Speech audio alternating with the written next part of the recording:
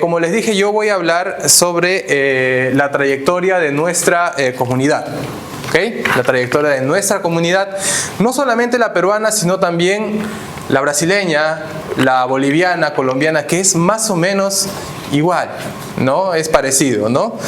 Entonces sobre eso vamos a hablar. Primero me voy a presentar, mi nombre es Carlos Watanabe, yo soy peruano, ahorita ya tengo 37. Ya no tengo 36, ya soy un año mayor. Soy Nikkei de la tercera generación, ¿no? O sea, mi abuelo es japonés. Él era de la parte de Oitaken. En Oitaken vivía.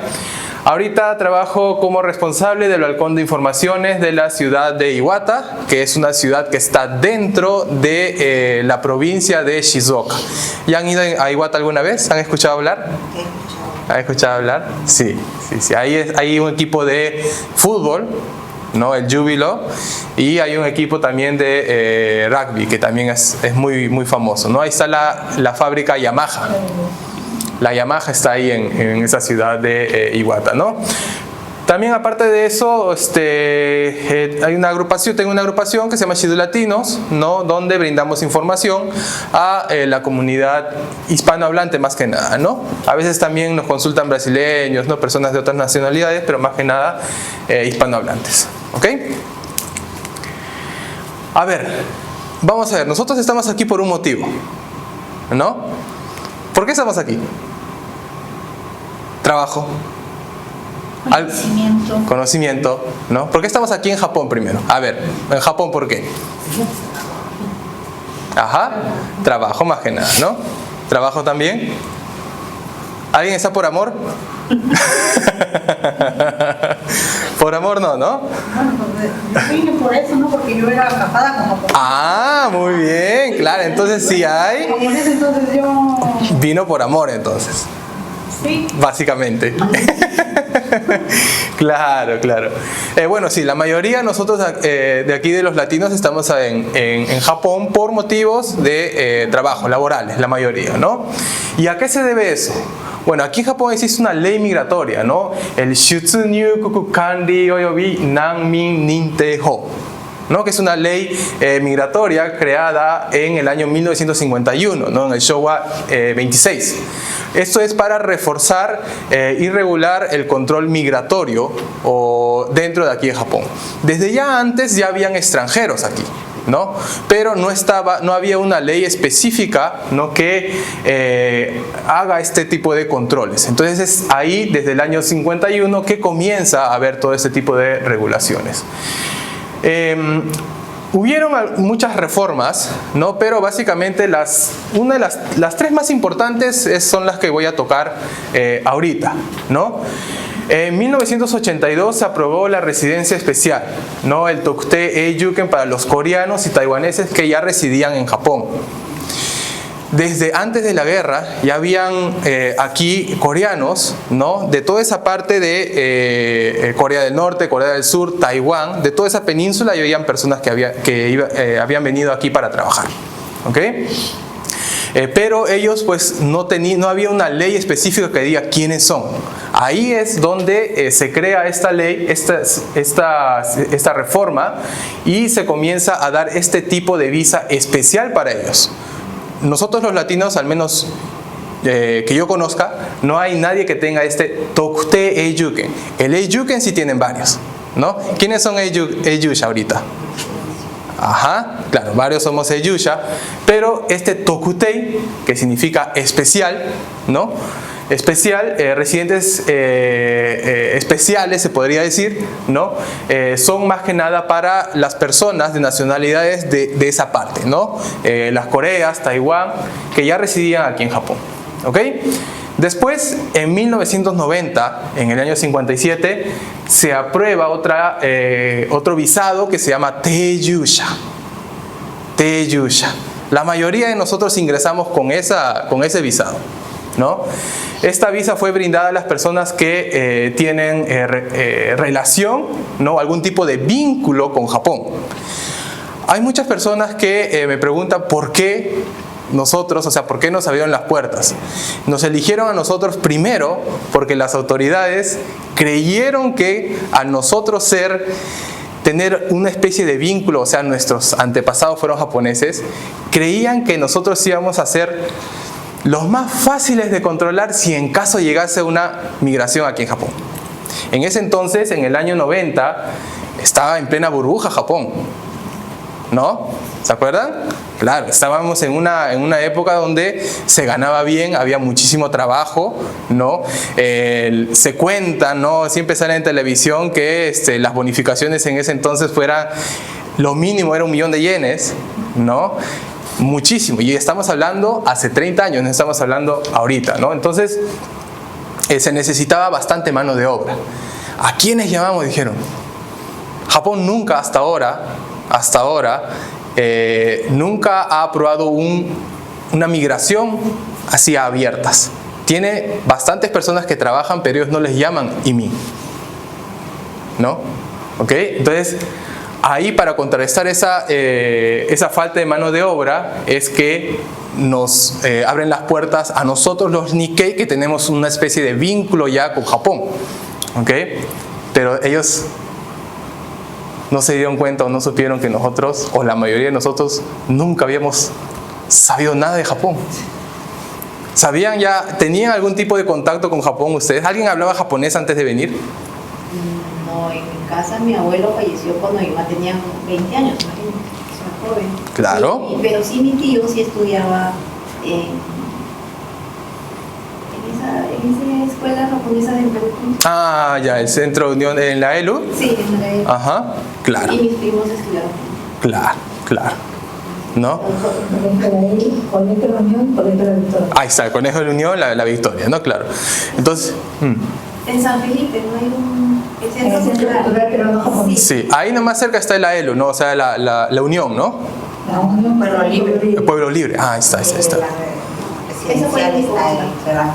Ajá, ¿ya? Pero, ¿ya tenían contacto ya ustedes con Japón o no? No. ¿Usted sí, no? Yo, por ejemplo, tampoco. Nada, cero. No sabía nada. No sabía ni siquiera comer con palitos. No sabía nada de nada. No sabía nada de nada. Sabía de Goku, Dragon Ball, ¿no? Pero creo que no tiene nada que ver, ¿no? Entonces, esta visa fue brindada para ese tipo de personas que tenían como una especie de vínculo con Japón, ¿ok?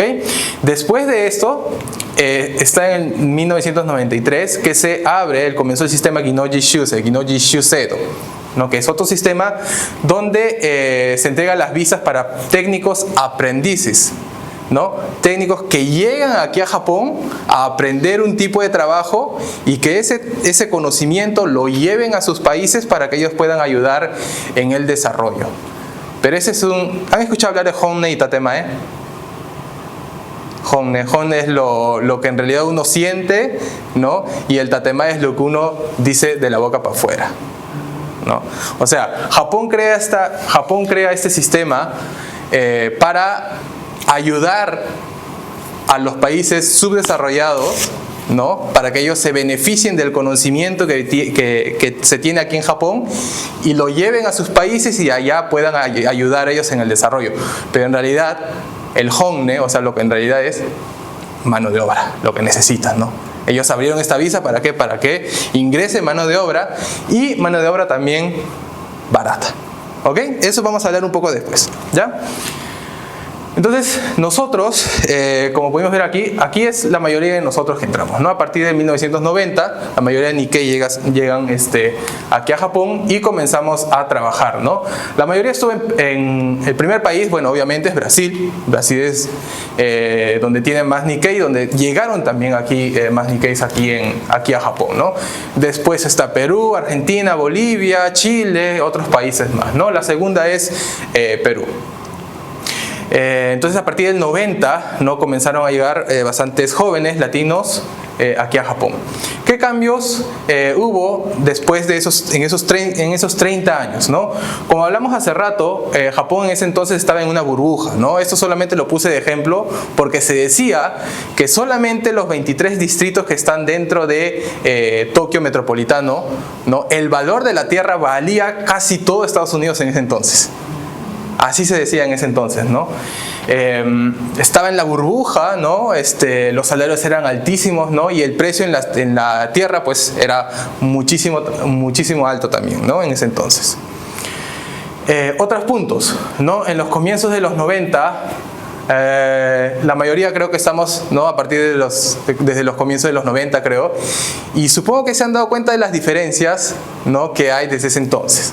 Por ejemplo, en ese entonces los salarios ya eran altos, estamos hablando de 30 años atrás, pero ya eran altos, ¿no? 1.600, 1.700, 1.800. Mi papá en ese entonces me dijo que ganaba más o menos unos 1.800 yenes la hora, ¿no? En ese entonces, que ahorita quizás no se escucha tanto, pero antes era muchísimo dinero, ¿no? Otras cosas más, otras diferencias más es que no había restricciones de horas extras. Ahora solamente podemos hacer 40 horas extras. Pues se puede hacer un poco más, pero sí se hacen otro tipo de convenios como el Saburoko, Kyote y otras cosas más, pero básicamente es solamente hasta 40 horas nada más, ¿ok? Así que ya no se puede hacer como antes. Antes, ¿quién ha llegado a hacer más de 100 horas? Creo que todos, ¿no? Más de 100 horas de salió, ¿no? Exacto. Sí. Claro que sí, claro que sí. Y para nosotros eso nos convenía, ¿no? Por ejemplo, mi papá y mi mamá me cuentan que trabajando los dos, pues, a veces llegaban a ganar más de 1 millón al mes. Más de 1 millón al mes, ¿no? ¿Por qué? Porque se ganaba bastante, ¿no? Y aparte, miren, el apartamento en ese entonces había muchísimas más facilidades, ¿no? Apartamento gratuito, a veces en algunos lugares comida gratuita, todo ese tipo de cosas, ¿no? Otro punto más es que no era tan riguroso el cobro del seguro de salud, el Shakai Hoken. En los 90, ¿quién pagaba Shakai Hoken? Nadie, ¿no? Nadie, exacto. Era bien difícil, ¿no? Es más, me cuentan también que cuando iban al municipio y querían hacer su Hoken, el Kokumin Hoken, a veces los mismos del municipio le decían, no es necesario, no es necesario. Iyo, y ahora no te iyo, les decían, a veces, ¿no? Entonces, en cambio ahora, uno va a comprar un yuzu al municipio y ya te viene ya el de impuestos atrás, ¿no? Ahora es así. En Iwata pasa eso. No sé cómo se conectan ahí, pero ya uno va por una cosa y ya te sale el de la cobranza, al toque se te acerca, ¿no? Entonces, en ese entonces, el cobro del seguro de salud era totalmente diferente. Ahora pagamos 50.000, 40.000, 50.000, 60.000. Kenji-san debe pagar 80.000 o 100.000, no seguro, ¿no? Pero en realidad es muy alto, ¿no? Mientras más ingresos tengas, es muchísimo más alto el cobro que el pago que uno tiene que hacer. Y lamentablemente eso se prevé que va a continuar y continuar y continuar subiendo. ¿Ok? Entonces ahí tenemos otra diferencia más.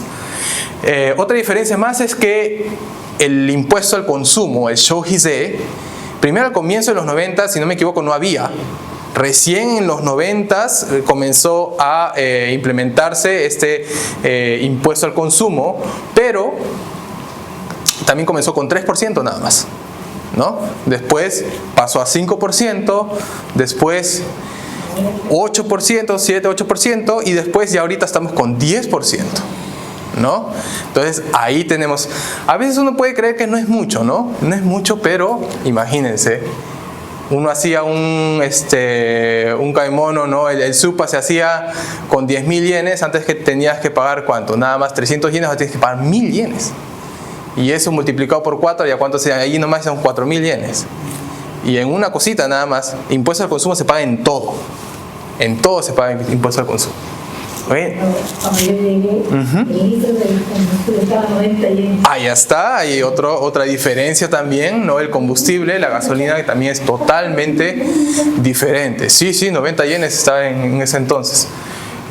También mi papá me contó eso.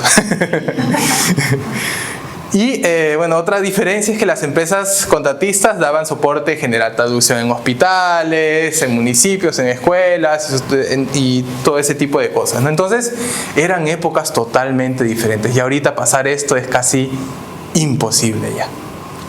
Eran otras épocas, ¿no? Entonces nosotros comenzamos, ¿no? Los que llegaron con 30 años en los 90, En los 2000 tenían 40, 2010 50 y ahorita estamos con 60 años aproximadamente. Mis papás ya, por ejemplo, ya no están aquí en Japón. Ellos juntaron dinero y ya se regresaron allá, ¿no?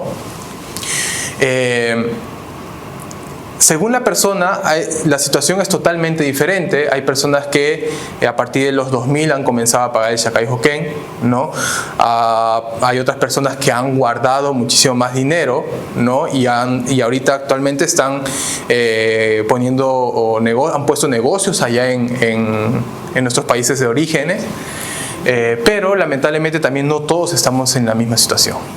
Entonces, esos son cambios que nosotros tenemos que ver y tomar conciencia también en qué situación nosotros estamos. ¿Okay? Esto de aquí es un gráfico del Ministerio de Salud, Trabajo y Bienestar, ¿no? Como pueden ver aquí, el verdecito somos nosotros. Las personas que tenemos visa por algún vínculo con Japón. Y bueno, sí, a partir del 2008 continuó subiendo, ¿no? Pero ya no tanto, ¿no? Aquí es casi la misma media, ¿no? ¿Okay? Pero las personas que vienen como Ginojishu, ¿no? Los técnicos aprendices que les dije hace ratito, está aumentando. Eso es el naranja, ¿no? Aquí, por ejemplo, había 130.000 nada más. 130.000, 134, fue aumentando, ¿no? En el 2020, que fue uno de los picos, ahorita ya estos datos están cambiando nuevamente, se están actualizando, pero en el 2020 ya habían 402.000 técnicos aprendices aquí en Japón. Después, bueno, el 2021 bajó por el tema del coronavirus y todo eso, ¿no? Pero tienen que ver ahí la diferencia ya entre ellos, los técnicos aprendices, y nosotros. ¿Por qué? ¿Por qué tenemos que ver esa diferencia? A ver, vamos a ponernos en una situación. A ver, ¿cómo estamos nosotros ahorita, actualmente? En todas estas cosas. Estos puntos son los puntos principales para que una persona pueda vivir, entre comillas, feliz. Entre comillas, feliz. ¿Ya? Estar bien en la salud, no, que está en el centro. Está bien en el trabajo. Está bien en la amistad, familia, amor, entretenimiento y relaciones sociales. ¿Ok? A ver, ustedes, de estos 7 puntos, ¿con cuánto estamos? Así, me siento bien. Yo en esto estoy hasta las patas. ¿Ya? A ver, ¿en qué cosas? A ver, ¿quién tiene las 7?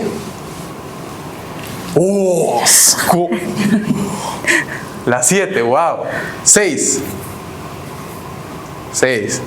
Ahí está José también, creo que le falta esto también, ¿eh? 5. 4.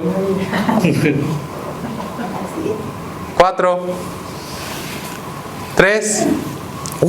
3.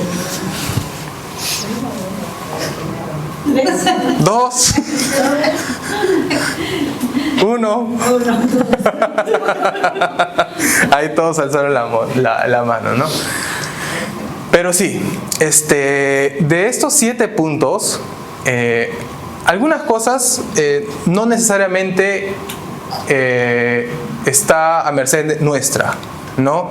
Lamentablemente a veces en la salud pues uno no quiere, pero de todas maneras a veces uno se puede enfermar, ¿no? Después la familia, ¿no? La familia es algo que, bueno, sí tenemos mayormente, ¿no? Estable ahí siempre con nosotros, ¿no? Así que estas 2 partes creo que son las 2 más partes más fáciles, ¿no? De nosotros poder entablar y estar en una buena situación. En lo restante, creo que hay una especie de esfuerzo que nosotros tendríamos que hacer para mejorar. Por ejemplo, aquí. Mejor esa parte olvídense, ¿sí? Esa parte mejor ni lo sacamos esa parte de ahí, ¿no? Pero en eso de la amistad, el entretenimiento, las relaciones sociales y obviamente el trabajo, creo que ahí tenemos que poner en nuestra parte, de nuestra parte, ¿no? En esos tres puntos, el entretenimiento, la amistad, las relaciones sociales, ¿cómo entre nosotros manejamos esto? A ver, vamos a poner así un ejemplo, ¿no? Entretenimiento, ¿cómo nos entretenemos? Academia, ahí, ¿no? Gym, ¿no? Ok, yo también voy a veces. ¿Usted cosa más? De pato. Ajá, muy bien. ¿Usted? Yo, YouTube. ¿YouTube? Sí. A mí me gusta ver. ¿Le gusta estudiar? De YouTube, sí. Ah, YouTube. Ah, yo escuché. YouTube, ¿no? Ay, ¿no? Claro, es algo muy, muy positivo. Ahorita hay de todo. En YouTube puedes encontrar un montón de cosas hasta para aprender también, ¿no? ¿Usted? A veces salir un poco, sí, a pasear. A pasear, a conocer lugares turísticos, quizás. Sí, cerca donde vivo. Claro que sí. Yo les cuento algo, miren. Cuando yo era chico, vivía con mis papás y esta parte de aquí, entretenimiento, amistad y relaciones sociales, era muy poco lo que tenía. ¿Por qué? O sea, yo veía que mis padres no lo hacían, por ejemplo, no salíamos a pasear por el mismo idioma. Primero, antes que eso, primero, no tener licencia de conducir, que era un problema antes muy, muy grave, ¿no? No teníamos cómo. Poco a poco esto se fue cambiando, los exámenes en las escuelas de manejo, ¿no? En los centros de manejo, fueron traducidos, ¿no? Poco a poco, y ahí se fue cambiando y muchas más personas comenzaron a conseguir más sus brevetes, ¿no? Sus licencias, pero antes no era así. Entonces ahí ya teníamos un problema, ¿ok? Y también, ¿cómo hacíamos para ir a algún sitio turístico? O sea, en ese entonces, ¿cómo tú te podías ir, por ejemplo, a Nico, por ejemplo, ¿no? Pero sí había mapas. Mapas había. Y en español también. Pero no es lo mismo como ahora. Ahora tú pones en el smartphone, pum, pum, y ya, o sea, te enseñan toditito, ¿no? Y aparte que obviamente es más que nada algo de voluntad. O sea, la persona que quiere, obviamente, lee el mapa y ve y se va a cualquier lugar. Pero agarras el tren y está todo en rojo. Claro, yo la primera vez que fui a Tokio, yo me fui con 18 años manejando. Yo saqué mi licencia, por ejemplo, a los 18 y ya me fui, ¿no? Y puro mapa. Puro mapa y combini. O sea, en el combini ahí preguntando, ¿no? ¿Dónde queda? ¿Para dónde me voy a Tokio? Ah, por allá, me decía. Por ahí, toda la ruta 1 nomás, ¿no? Entonces, con voluntad sí se podía hacer, pero de todas maneras tenía que tener conocimiento también, ¿no? El solo hecho de saber dónde queda una librería para comprar un mapa ya se requería de cierto conocimiento o de cierta voluntad para uno ir a hacerlo, ¿no? Entonces hay una gran diferencia también ahí. Y estas tres cosas, la amistad, las relaciones sociales, el entretenimiento, yo creo que están unidas también por el idioma japonés. Y hay otra cosa más que es importante, el trabajo. Para el trabajo también es totalmente importante el idioma. Y vamos a ver, porque hay algunos puntos ahí que tenemos que tener en cuenta para de ahora en adelante saber a qué nos vamos a enfrentar, ¿no? Como les dije, en el 93 comenzó el sistema Ginojishuse, ¿no? Para técnicos aprendices, ¿ok? Ahora, este sistema va a cambiar. Se prevé que va a cambiar, si no es en el corto plazo. Estamos hablando del próximo año quizás, ¿no? Entonces, esto va a cambiar. ¿Y cómo va a cambiar?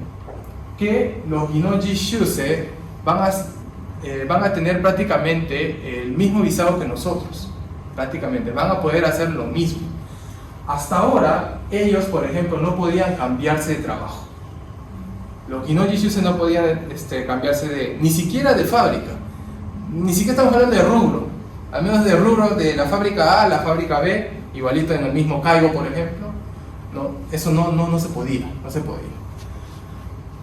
Entonces, ahora a partir de, se prevé que a partir del próximo año eso cambie, ¿no? Y ellos van a poder cambiarse de trabajo también, al igual que nosotros, que ese era el impedimento más grande que se tiene para ellos, ¿no?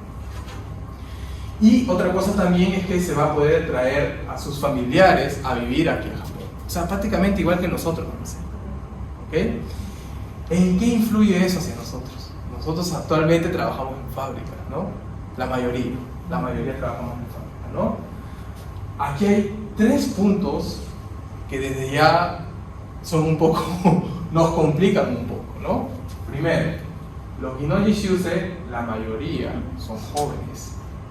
Ellos vienen con 20, 25, 30 años, hay algunos hasta más jóvenes de 18 años, ¿no? Ellos vienen muy jóvenes aquí a Japón a trabajar. ¿Okay?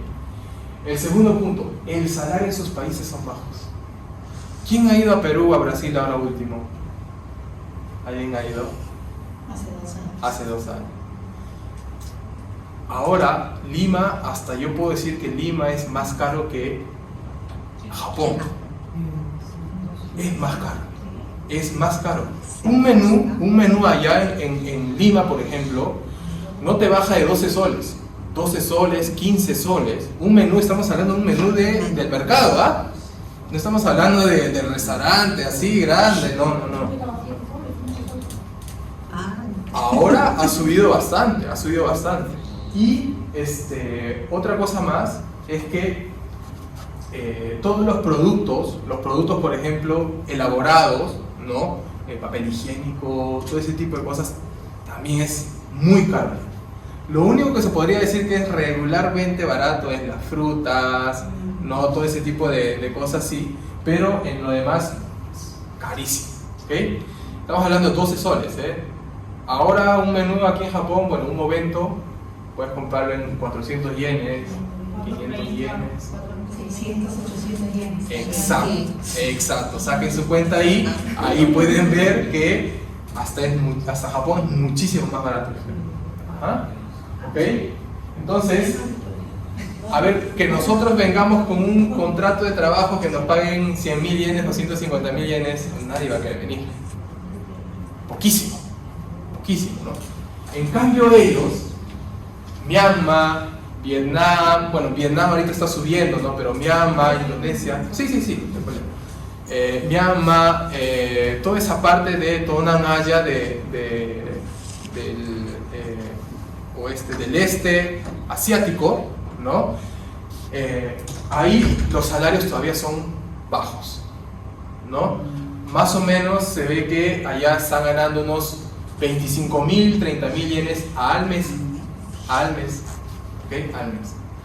Así que imagínense, para un shacho le conviene más a alguien que pagarle a un latino que con 1.000 yenes te va a decir tu vida entera, ¿no? O a una persona de Tonanaya, ¿no? Que está viniendo joven, ¿no? Está viniendo aquí y con un salario corto, pequeño, estén prácticamente felices.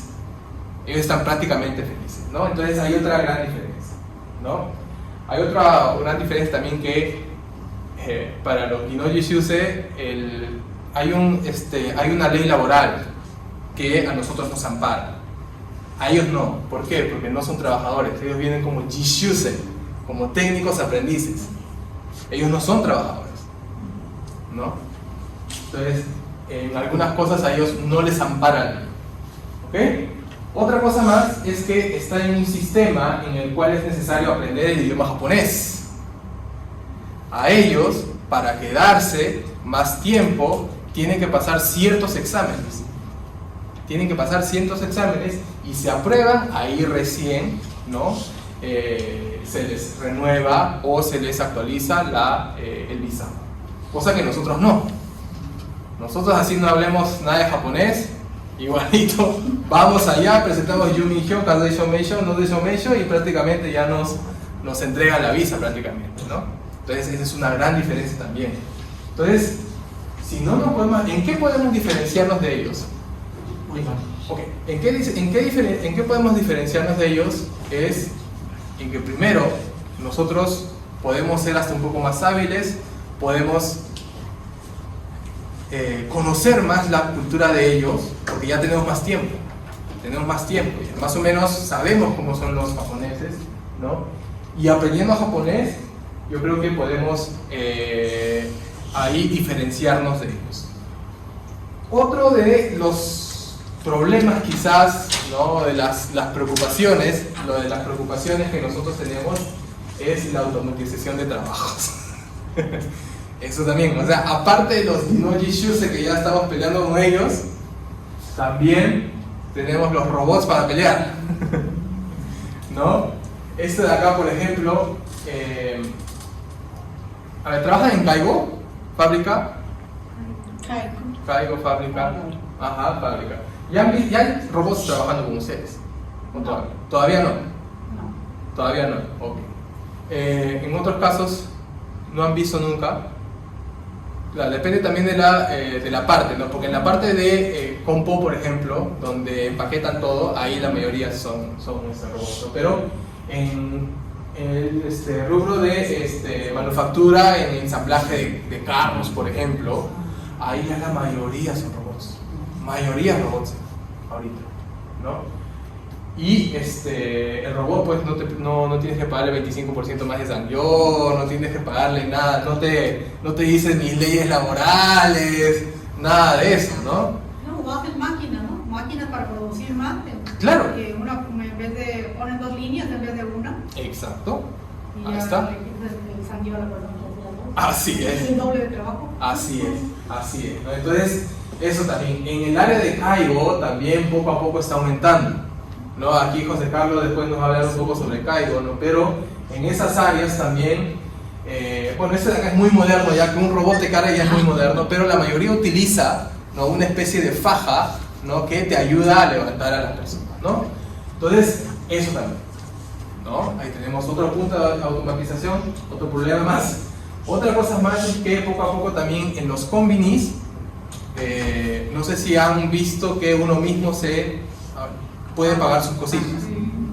Eso es una especie de automatización también, ¿no? Alguien anteriormente te recibía el dinero, lo ponía en una caja, ¿no? Ahora tú misma tienes que ponerle en una cajita, en un lugar así específico para que pueda contar, pero ya prácticamente lo haces todo uno mismo, totalmente diferente. ¿Han ido a Uniqlo? GU. No sé cómo hacen, pero pones ahí en la caja y ya te saben todo. Saben todo, ¿sí? Ya, eso se prevé que va a ser, pero ya ni siquiera va a haber la necesidad de colocarlo en una cajita. O sea, ya agarran las cosas y te vas haciendo. En Estados Unidos ya hay eso, se llama Amazon Go. Ahí entras, agarras tus cosas, sales del lugar y cuando sales, después te llega tipo a tu celular y ya en la tarjeta de crédito descontado, ¿no? Eso no falta mucho tiempo para que nos veamos con eso, ¿no? Entonces tenemos que tenemos que nosotros mismos ponernos las pilas, ¿no? Primero, creo yo, lo más importante es tratar de aprender el idioma. De ahí nace todo. En lo que es relaciones humanas, ¿no? En lo que es entretenimiento, en lo que es todo nace, hacen el amor, ¿no? Si se quieren casar con un japonés, ¿no? Hacen eso, nace, ¿no? Primero se comienza con el idioma, así que mi recomendación, ¿no? Es que primero comencemos a aprender un poco más el idioma, ¿no? Y después, poco a poco, ya no vamos a ver con malos ojos quizás a los robots o a los Ginoji Shuse que de ahora en adelante vengan aquí a trabajar con nosotros. Eso es algo que no está en nuestras manos. Si Japón dice vienen, ellos van a venir y vamos a tener que trabajar conjuntamente con ellos, ¿no? Así que para diferenciarnos hay que ponernos las pilas, ¿no? Bueno, muchísimas gracias. Hasta aquí ya 30 minutos. Si tienen alguna pregunta, algo. Por mientras. ¿Está yo? Ok.はい、ありがとうございます。